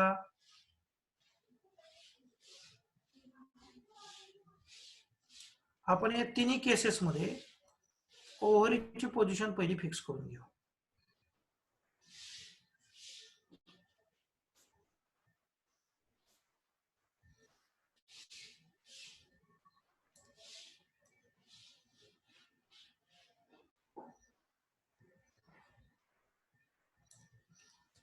तर ही ह्या सगळीकडे मी ओव्हरी काढलेले आहेत बघा. ओके, सो हायपोगायनस शब्द लक्षात ठेवा. गायनस, हायपोगायनस. गायनी हा शब्द आपण ओव्हरीशी रिलेट करूया. म्हणजे बाकी सगळं गायनीच्या खाली. कळतंय का? कॅलिक्स असू दे, करोला असू दे, बाकी सगळं गायनीच्या खाली. म्हणजे इथे गायनी म्हणजे ओव्हरी काय झाली? सुपेरियर. आणि फ्लावर काय झाला? हायपोगायनस. ओके, आता पेरिगायनसचा अर्थ काय? तर सगळे सेम रिमवर असतील. बघा तुम्ही इथे दिलं असेल, C if gynoecium is situated in the center and other parts of the floral are located on the rim of the thalamus almost at same level. म्हणजे जर समजा आपण ह्याची ही बेस लेवल फिक्स केली तर इथं कॅलिक्स असेल, करोला असेल, बाहेरच्या बाजूला कॅलिक्स आहे हा, आणि हा काय असेल? करोला असेल, अँड्रोसियम असेल. हे सगळे काय असतील? एका सेम पोझिशनला असतील. जिथं गायनोसियम आहे त्या पोझिशनला किंवा ओव्हरी त्या पोझिशनला. So such condition is called perigynous. Epigynous चा अर्थ काय बघा. इपिगायनस मध्ये ऍक्च्युली काय होतं, तर ती जी थॅलॅमसची मार्जिन आहे, इथं जे थॅलॅमस असतं त्याच्यामध्ये जवळपास अख्खीच्या अख्खी गायनोसियम किंवा ओव्हरी इथं काय होत असते? कम्प्लिटली फ्यूज होते. आणि बाकीच्या आता इथून चालू होतील बघा, कॅलिक्स, करोला. कळतंय? म्हणजे वरती गेले. आता तिन्ही डायग्राम मध्ये तुम्ही एक बघा. पहिली डायग्राम हायपोगायनस म्हणजे बाकी सगळं गायनीच्या खाली. दुसरी डायग्राम आहे पेरिगायनस म्हणजे बाकी सगळं गायनीच्या इक्वल. आणि इपिगायनस म्हणजे बाकी सगळं गायनीच्या वरती. मग आता तुम्ही इथून पुढे लक्षात ठेवा, हायपोगायनस फ्लावर म्हणजे ओव्हरी सुपेरियर, इपिगायनस फ्लावर म्हणजे ओव्हरी इन्फेरियर, आणि पेरिगायनस म्हणजे काय कंडिशन आहे? हाफ इन्फेरियर म्हणतात त्याला. काय म्हणतात? Half inferior. ओके, किती लोकांना कळलंय बाळानो हे?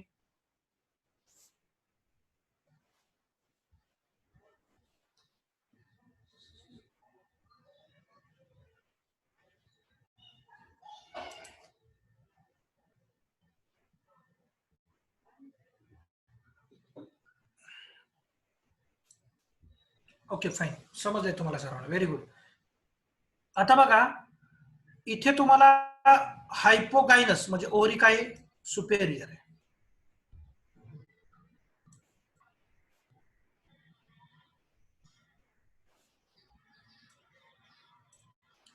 ऍक्च्युली काय करतात, जर ओव्हरी सुपेरियर असेल तर या रेषेच्या वरती जी काढतात. सिम्बॉलिक मध्ये काय असतं, ओव्हरी सुपेरियर असेल तर एका रेषेच्या वरती जी काढतात, ओव्हरी इन्फेरियर असेल तर रेषेच्या खाली जी काढतात, लक्षात ठेवा. आणि हाफ इन्फेरियर, सॉरी हे स्ट्रक्चर खाली पाहिजे ना आपलं, पेरिगायनस बोलतोय ना आपण. तर पेरिगायनस मध्ये कशी कंडिशन असते, पेरिगायनस मध्ये ते त्याच्या समोर काढतात, लक्षात ठेवा. आता इथे इपिगायनस आहे म्हणजे बाकी सगळं गायनीच्या बोला वरती आहे. सो ओव्हरी कशा असते पाहिजे, इन्फेरियर. सिम्बॉल कळले, या सिम्बॉल वरून तुम्ही अख्ख्या फ्लावरचं स्ट्रक्चर इमॅजिन करू शकता. बघा रेषेच्या वरती जी म्हणजे ओव्हरी सुपेरियर आहे. म्हणजे एक आणखीन एक लक्षात ठेवायचं टेक्निक सांगू का तुम्हाला. जी म्हणजे तर ओव्हरी माहितीच आहे, गायनोसियमचा जी. रेश म्हणजे बाकीचं फ्लावर असं इमॅजिन करा तुम्ही. रेश म्हणजे बाकीचं फ्लावर. बघा बाकीचं फ्लावर गायनोसियमच्या खाली आहे म्हणजेच ओव्हरी सुपेरियर आहे, म्हणजेच फ्लावर हायपोगायनस आहे. 2 नंबरच्या डायग्राम मध्ये तुम्ही बघा पेरिगायनस आहे म्हणजे जीच्या समोर म्हणजे सगळे इक्वल इक्वल आहेत. आणि इपिगायनस मध्ये तुम्ही बघा गायनोसियमच्या वरती बाकीचं फ्लावर आहे म्हणजे गायनोसियम खाली आहे. मला वाटतं हे जास्त नीट लक्षात राहायला मदत होईल तुम्हाला.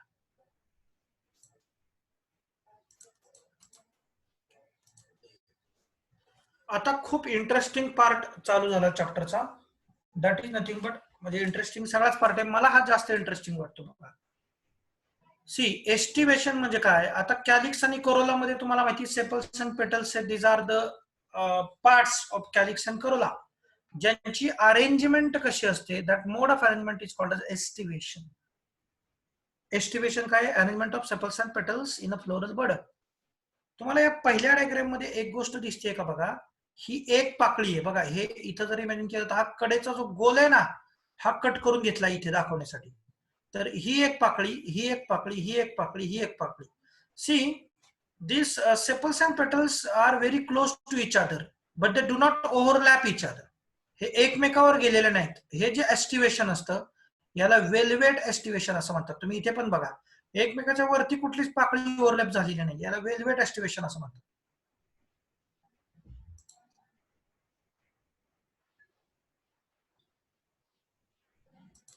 हा तर बघा हे वेलवेट एस्टिवेशन आहे.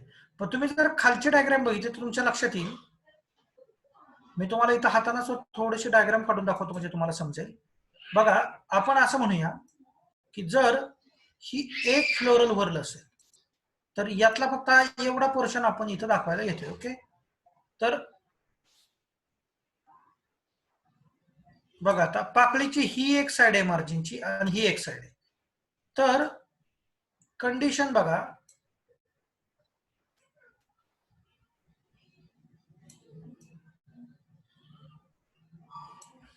इथं पूर्ण गोल काढता येत नाहीये. एकच मिनिट, आय विल ट्राय.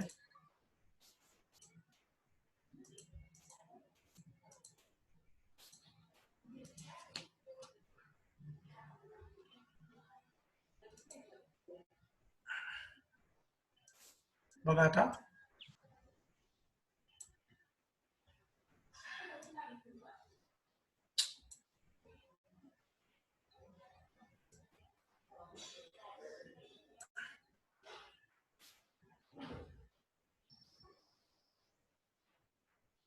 एक काम करू, 3च पाकळ्या काढूया. हा आता बघा मी थोडस इथं लेबलिंग करतो म्हणजे तुमच्या लक्षात येईल. एका पाकळीचा ए मार्जिन दाखवली मी तुम्हाला आणि त्याच पाकळीची इथे तुम्हाला मी बी मार्जिन दाखवली मुद्दामच. बघा आता तर एका पाकळीची ए मार्जिन आणि बी मार्जिन ही जर तुम्ही इमॅजिन केली तर तुम्हाला लक्षात येईल ए ही ओव्हरलॅपिंग आहे आणि बी ही ओव्हरलॅपड आहे. हे किती लोकांना कळलं मला सांगा. ए ही ओव्हरलॅपिंग आहे आणि बी ही ओव्हरलॅपड आहे. हे कळलं की पुढचं कायच अवघड नाही. ओके फाईन, कळलं ना. ए काय बघा ओव्हर लॅपिंग आणि बी काय ओव्हर लॅप्ड. बघा ही ए वरती अशी इकडे, ए कुठे आहे वरती आहे आणि हा जो तिचा बी पोर्शन आहे हा दुसऱ्याच्या खाली गेलाय. म्हणजे ए ही वरती ओव्हरलॅपिंग आणि बी ही ओव्हरलॅपड आहे यानं. मग आता हे जे दुसरी जर आपण व्हर्ल घेतली तर दुसरीची ही ए साइड आणि ही बी साइड असे इमॅजिन करा. सो दुसरीचा पण एक मार्जिन ओव्हरलॅपिंग आहे आणि दुसरी मार्जिन ओव्हरलॅपड आहे. तिसरीचं सुद्धा बघा, एक ओव्हरलॅपिंग आहे आणि दुसरी ओव्हरलॅपड आहे. Such a type of arrangement of sepals where sepals and petals overlap the next sepal or petal. बघा, पुढच्याला जाऊन ओव्हरलॅप करणे. बघा, इकडनं गेला तुम्ही तर आहे, पुढच्याला जाऊन ओव्हरलॅप करायचं, पुढच्याला जाऊन ओव्हरलॅप करायचं. Okay, so this is called as twisted estimation. आता कळालंय का बाळांनो? मला सांगा, रिप्लाय करा बाळांनो. कळालं असेल हात वर करू नका, चार्ट मध्ये हात वर केल्याचा अर्थ समजत नाही. So if I'll ask you the question, reply in the same chart. If they are not overlapping each other, that estimation is called as. जर ओव्हरलॅपिंग नसेल तर एस्टिमेशनला काय म्हणायचं? Very good, very good, very good, very good, very good. Vivek, सगळ्यांचं बरोबर आहे. Valvate म्हणायचं, बरोबर आहे. बर, if they are one margin is overlapped and another margin is overlapping, such estimation is called as. अगदी 100% बरोबर उत्तर आहे बाळांनो. Yes, correct answer.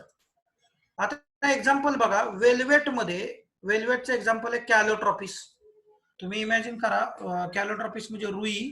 तर रुईच्या पानांची माळ जनरली आपल्याला माहिती शनीला किंवा हनुमानाला लोक घालतात.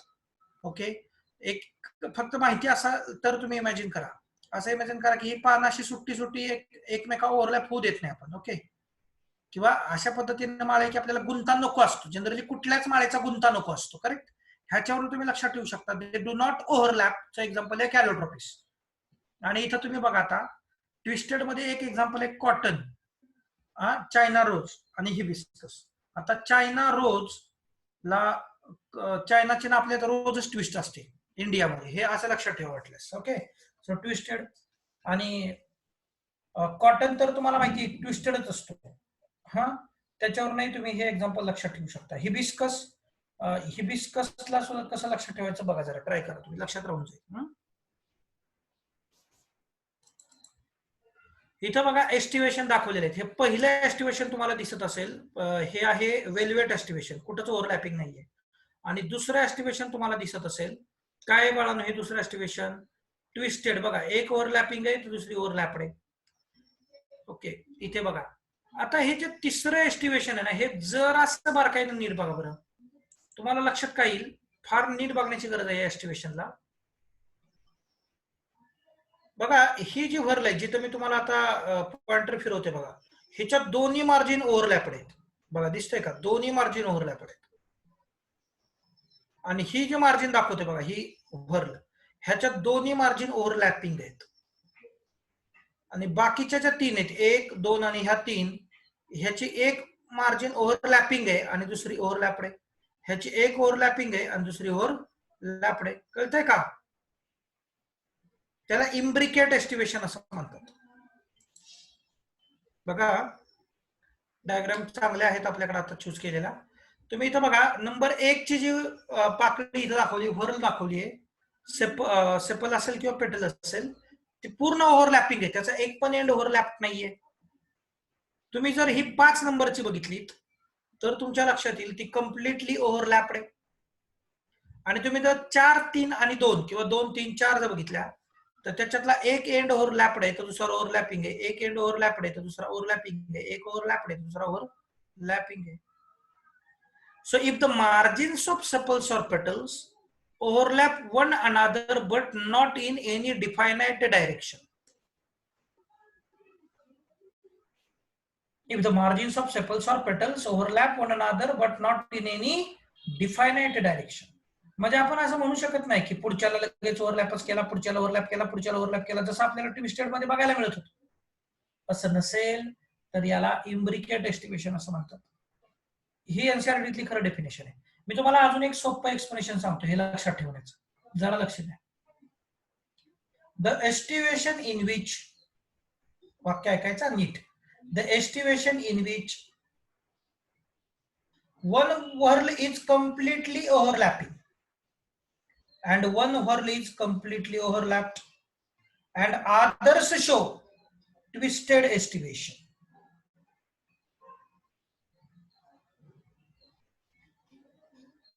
कळलंय का? One is completely overlapping, one is completely overlapped and others show twisted estivation. बघा, एक बाहेर एक आत, एक बाहेर एक आत, एक बाहेर एक आत, म्हणजे असं एस्टिमेशन जिथं एक कम्प्लिटली ओव्हरलॅपिंग असेल, एक कम्प्लिटली ओव्हरलॅप्ड असेल आणि बाकीच्या कुणासारखं एस्टिमेशन दाखवतील, ट्विस्टेड सारखं एस्टिमेशन दाखवतील, अशा एस्टिमेशनला काय म्हणायचं, imbricate estimation. Exam point of view न अत्यंत महत्वाचं खालचं एस्टिमेशन आहे, दॅट इज वेक्सिलरी एस्टिमेशन. लक्षात ठेवा, वेक्सिलरी एस्टिमेशन फक्त 5 पाकळ्या असणाऱ्याच फुलांमध्ये होणार. कारण आहे त्याच्या पाठीमागं की याच्यात कसं आहे, एक ही जी दिसते तुम्हाला, हे बघा मी डायग्राम टाईप काढतो इकडे. एक काम करूया आपण, नवीन डायग्राम बनवूया, त्यांच्या डायग्रामला काय टच करायला नको. बघा, मी असं म्हणतोय की ही एक अख्खी भरले, ही कम्प्लिटली ओव्हरलॅपिंग आहे. नंतर आपण असं म्हणूया की ही एक, ह्या 2 आहेत असं इमॅजिन करा. हे किती आहेत, 2 आहेत. त्यासाठी हे असं करतो स्ट्रक्चर.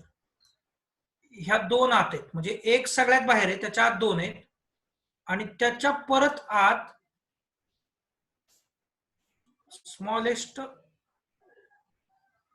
2 आहेत. काय कळालं? बघा, वेक्सिलरी एस्टिमेशन वाचा.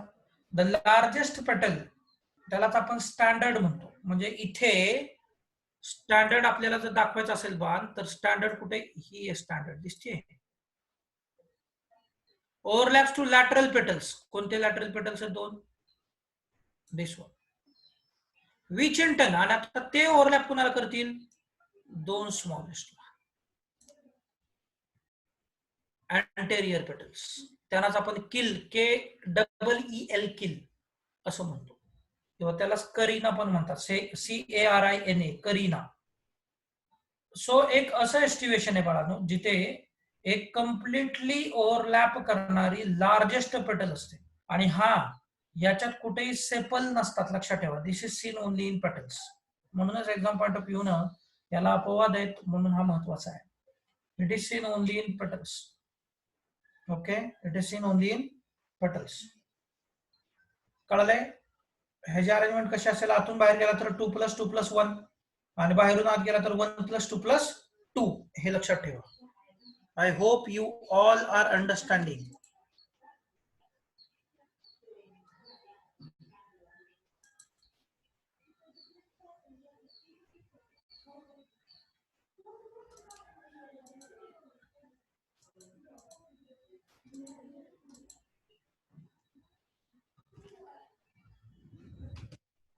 तो जो पुढचा पार्ट आहे बाळांनो आपला, तो आहे प्लॅसेंटेशन. मी तुम्हाला मगाशी बघा प्लॅसेंटेशन सांगितलं होतं.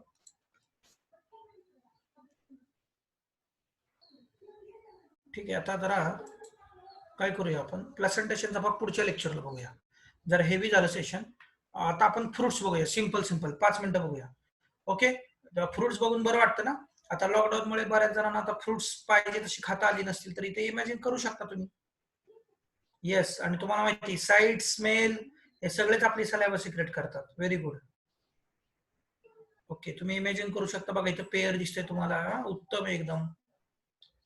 ऍपल आहे तिथे. येस, याच्यात एक आंबट चिंच असते तर सलाइवा सिक्रेशन आणखीन चांगलं झालं असतं. ठीक आहे, तुम्ही शब्द ऐकला तरी ते झालंच असेल. चला पुढे जाऊया. मूड चेंज झाला का जरा फळ बघून? रिप्लाय करा जरा मला चॅट मध्ये. फळ बघून जरा मूड चेंज झाला का?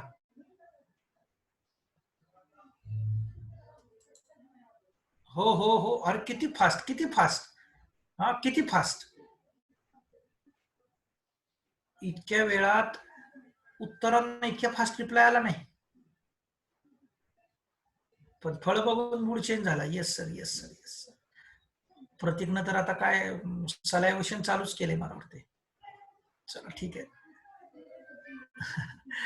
तर मग what about that fruits, we will understand. Okay, so what is fruit? आपल्याला माहिती आहे, जेव्हा ओव्हरीचं फर्टिलायझेशन होणार तेव्हा ओव्हरीपासून काय बनेल बाळांनो, फ्रूट बनेल. So a fruit is a mature ovary. Mature शब्द इतका क्लिअर वाटत नाही मला. मॅच्युअर पेक्षा आपण असं म्हणूया, fruit is a fertilized ovary. Fruit is a post fertilized ovary. ओव्हरीचं जेव्हा फर्टिलायझेशन होतं तेव्हा त्याच्यापासून जे स्ट्रक्चर तयार होतं that is called the fruit. आता true fruit develop from ovary, म्हणजे जर फक्त ओव्हरी बाळानं इन्व्हॉल्व्ह झालेली असेल तरच त्याला ट्रू फ्रूट म्हणतात. परंतु जर ओव्हरी सोडून दुसरा कुठल्याही पार्ट पासून फ्रूट तयार झालेलं असेल तर त्याला आपण फॉल्स फ्रुट्स असं म्हणतो. जसं तुम्हाला माहिती आहे ऍपल मध्ये जो त्याचा थॅलॅमस पोर्शन आहे त्याच्यापासूनच ऍपल बनलेला आहे, लक्षात घ्या बराचसा. So that is a false fruit, किंवा त्याला सुडोकार्प पण आपण म्हणतो. So while a false or spurious fruit or a pseudocarp develops from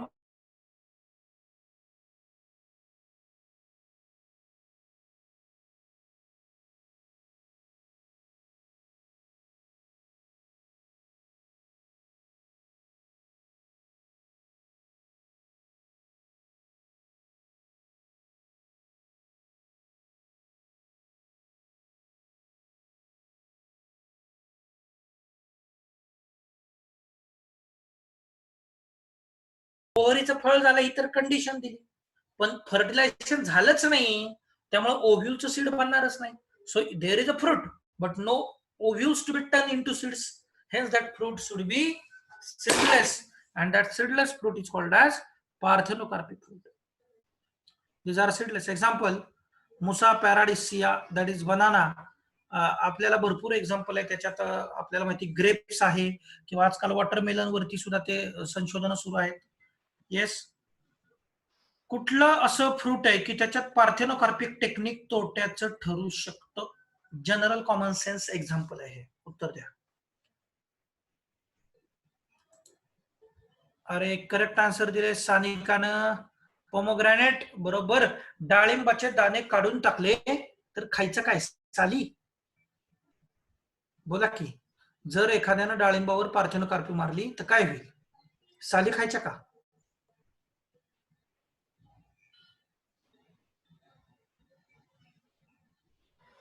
तुषार चुकीचं आहे बाळा तुझं उत्तर. ओके. सो जे फ्रूट असतं बाळांनो ते 3 भागामध्ये विभागलेले आहे. एक आहे पूर्ण जी साल आहे त्याची, त्याला आपण साल म्हणण्यापेक्षा जे total fruit wall is called as a pericarp. It is divided into 3 structures or parts, that is epicarp, mesocarp and endocarp. बघा, हे जर आपण बाहेरच्या बाजूचा विचार केला, हा कडेचा स्किनचा, म्हणजे आपण समजा आंब्याचा रस करतोय तेव्हा जेव्हा आपण कडेचं काय काढून टाकणार? साल, दॅट इज एपिकार्प. आपण ज्याचा आमरस बनवणार दॅट इज मेसोकार्प, म्हणजे आपण ज्याच्यासाठी आंबा विकत घेतो. बघा, हा हापूस आंब्याचा सीझन आहे आणि लॉकडाऊनमुळे आपल्याला काय यावेळी आंबे जास्त एन्जॉय करता आलेले नाहीत, त्यामुळे इथंच इमॅजिन करा, बरं वाटेल तुम्हाला. सो हा जो मेसोकार्प आहे, हापूस आंबा आवडत नाही असं कोण आहे का? जरा चॅट मध्ये सांगा, हापूस आंबा आवडत नाही.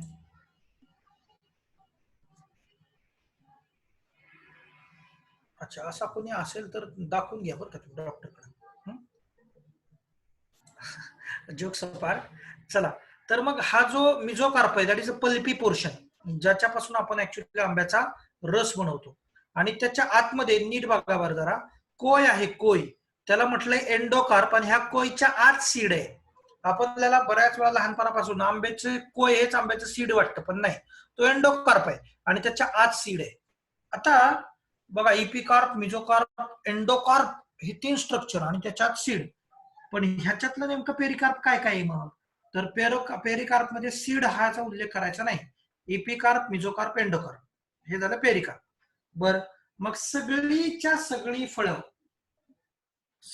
सगळी फळं या 3 लेयर्स आपण म्हणूया इपिकार्प, मेसोकार्प, एंडोकार्प दाखवतात का? तर नाही. लक्षात ठेवा, नॉट ऑल फ्रुट्स.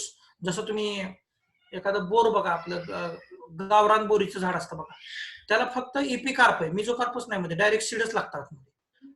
किंवा एंडोकार्प जो आहे तो काय काय फ्रुट्स मध्ये ऍबसेंट असेल. कोय जशी आंब्याला आहे तशी काय प्रत्येक फळात तो एंडोकार्प असेलच असं नाही.